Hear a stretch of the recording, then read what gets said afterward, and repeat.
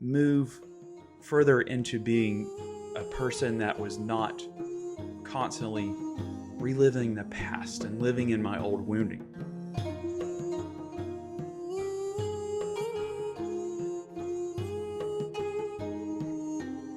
Hey, welcome back to Uncivilized Rebirth, and I realize that you are my mission. Today I want to talk about the wounded inner child and people that go to war and get wounded while they have a wounded inner child. How did I learn about this? And how do I know about this? Well, that was me. I was that case. When I was 18, when I was 16, I chose in my heart that I was going to join the military because that was my escape. I knew that they would give me clothes, they would give me food, and they would teach me how to shoot. But most of all, it was my freedom. It was my ticket to escape.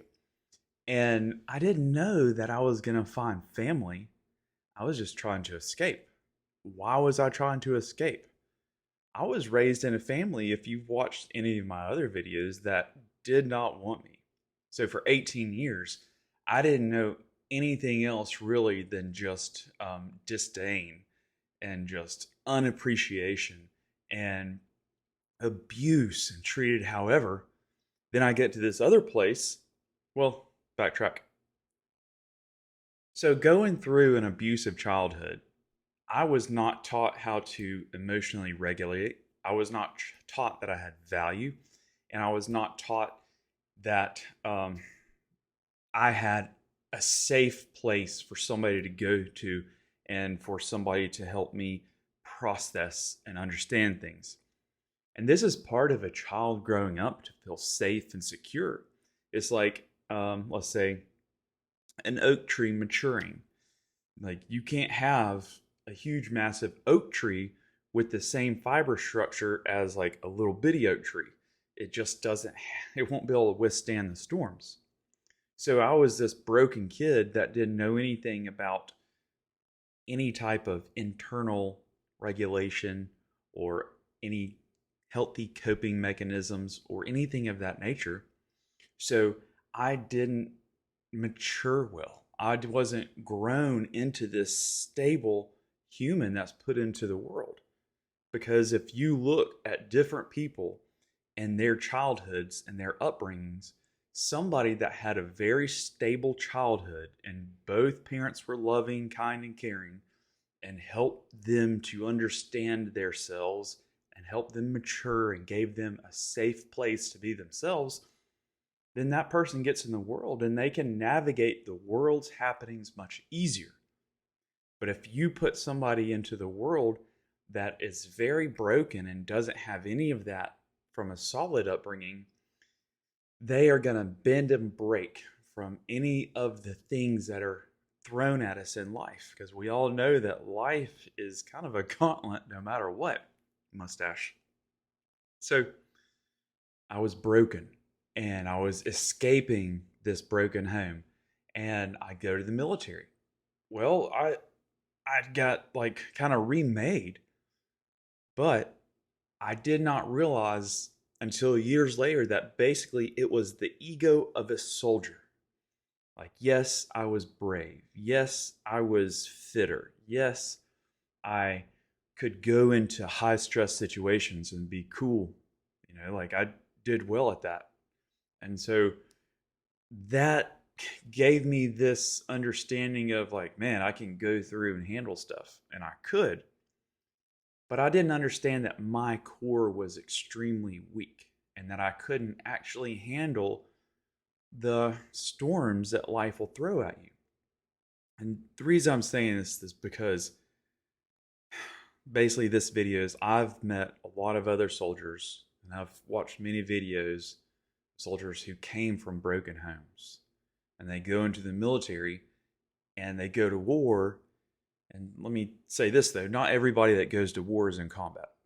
You may go to a fob and drink a lot of green bean coffee, but not everybody gets to be in combat.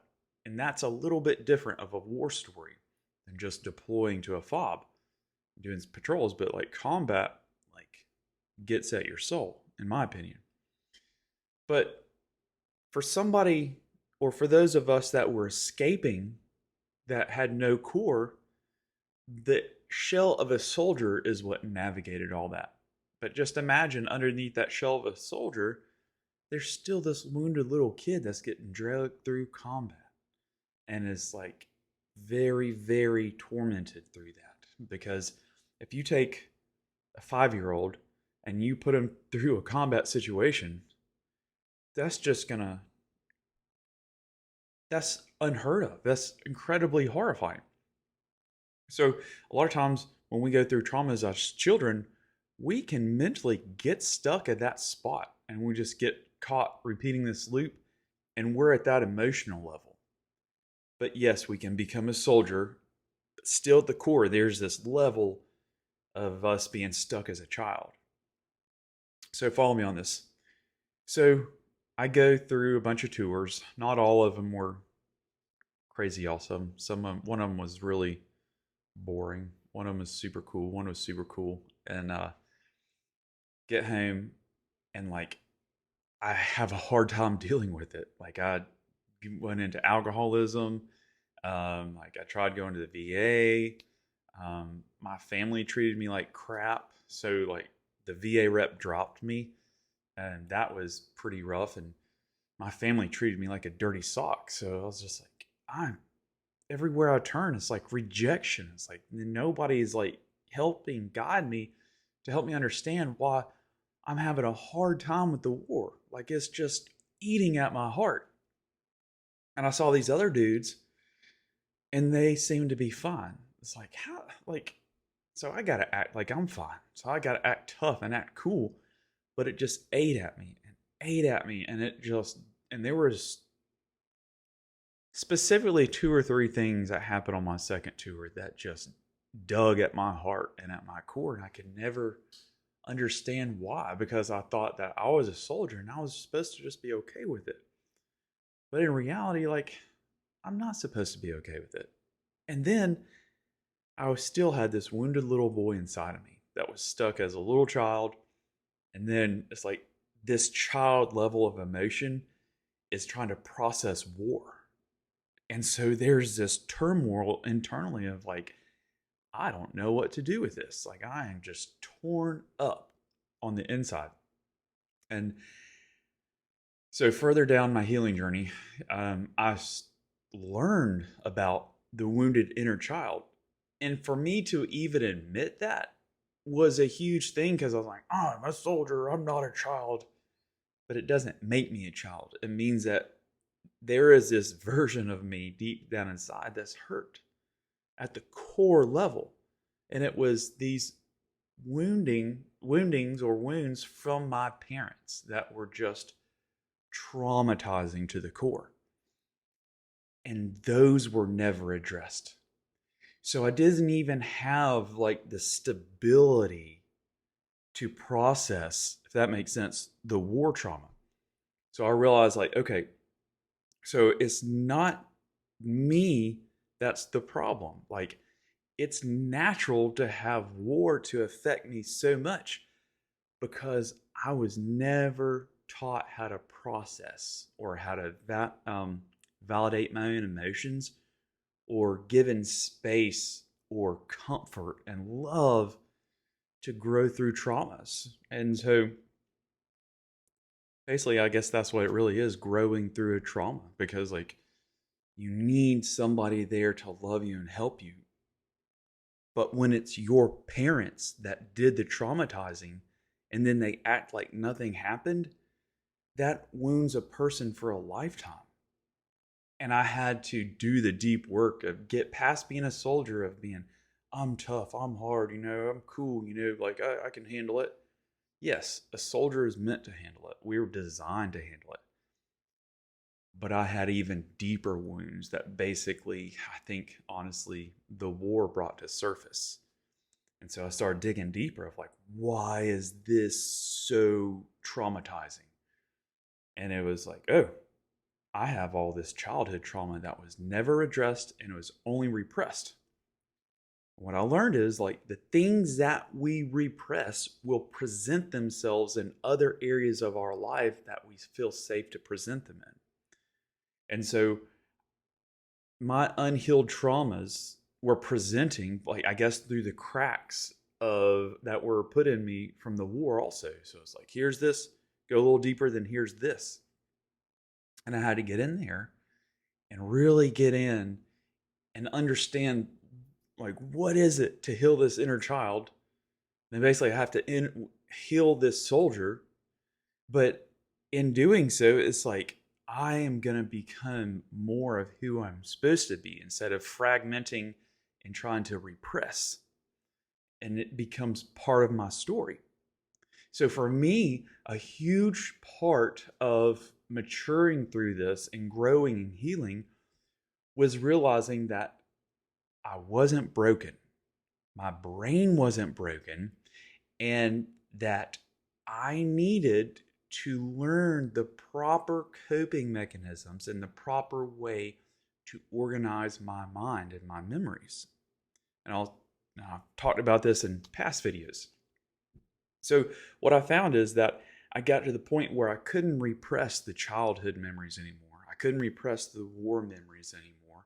And they were bubbling up at the same time. So I was like, what do I do with this? Like, this is overwhelming. Like, it's painful. And then you get, what made it worse was that the family denied it. It's like, oh. And then they treated me like crap because of the war stuff. And it's like, oh. And so literally they're like stabbing knives in my back the whole time. And I had to understand how to view them as well and understand specifically what they were doing. Because I realized, for me personally, when I understand the structure of somebody's actions, it helps me understand what they're doing, and then I can move to a point where I'm no longer wounded by their actions. So for me, it was the invalidation of my childhood stuff and the invalidation of my war stuff, which just made it that much more painful. But when I learned about the family systems of scapegoating and what's the other one? Scapegoating and forgot the other one. But scapegoating, they actually deny or invalidate the wounding to further the wounding, to make it hurt worse. And they do that on purpose. And once I realized that, I was like, oh, you're doing this on purpose. Like, same with the war stuff. And so this was another layer of getting in there and healing and being able to move further into being a person that was not constantly reliving the past and living in my old wounding. So to start getting through the war stuff, I had to go to my childhood stuff. And here's what I basically came down to this point, is that I needed to reformat these memories, and I need to recode them, and I need to make them where when they're accessed, that I don't have all these emotions and pains coming up and just like want to be heard. Because the truth is, like, a lot of times for a man, I know for me, there is nobody to hear. There is nobody to wave a magic wand. We must do it on our own. So what I started doing is, when these memories would pop up, and they were traumatic memories, I would imagine myself in a library, and I've talked about this in great detail in other videos. And so imagine this: when you read a book, you read the words, you start seeing the images in your mind. Those words are kind of using your imagination to create those pictures. So I have done it backwards. When I see those memories and those things going on in my mind of my childhood or the war, I convert that to words. I'm sitting at a desk in my imagination, and I'm writing in a book, and I'm writing it out. And then I close that book up and I file it away, because the brain starts following your thought patterns and creating neural pathways that mimic that. So then I started gaining control of my memories. And in doing this, I was taking out the coding of the wounding, of the emotions, of needing validation. And then what I'm doing is I'm basically reversing that, where when I'm writing it, the coding on the new memory in my mind of seeing the words is that, man, I want to validate this story of like, this is a horrible thing for somebody to go through. And like what you feel in this story is absolutely valid. And then I'm coding it in with, I'm validated on these emotions. Like, and then the memory and the images are being converted to words and part of my story. And so had to get a control of my memories and the processes that are activated when those memories are accessed. So then that gave me huge control over my mind and massive control over when these memories came up. And that affects, because those memories affect us in real time. Because our consciousness doesn't really know the difference between the memory that happened 30 years ago and it sees it right now, and those emotions come up afresh. But when we recode the memories for the emotions to be, you're validated, you're good, this is your story, you control when this pops up, and the brain starts following those patterns of that imagery that you're doing, you just gain control of it and you dominate it. And then when you learn about your family systems and you learn the detail about what they do, the playbook they follow, and why they do it, you're just like, well, man, this is a crying shame that you're missing out on a wonderful person that you treated like trash for many years. And when you start looking at that of like, and this is for you personally, like you are a worthy person. Like you are an awesome person. And who I'm talking to right now is hopefully the wounded soldier, one that went to war, that came from a wounded family that never addressed it. But I'm just here to tell you, like, it is possible to gain control over that. Because when we get to a point of understanding of like, okay, these memories are popping up, that's my responsibility. These people are acting this way, that's not my responsibility, but understand why.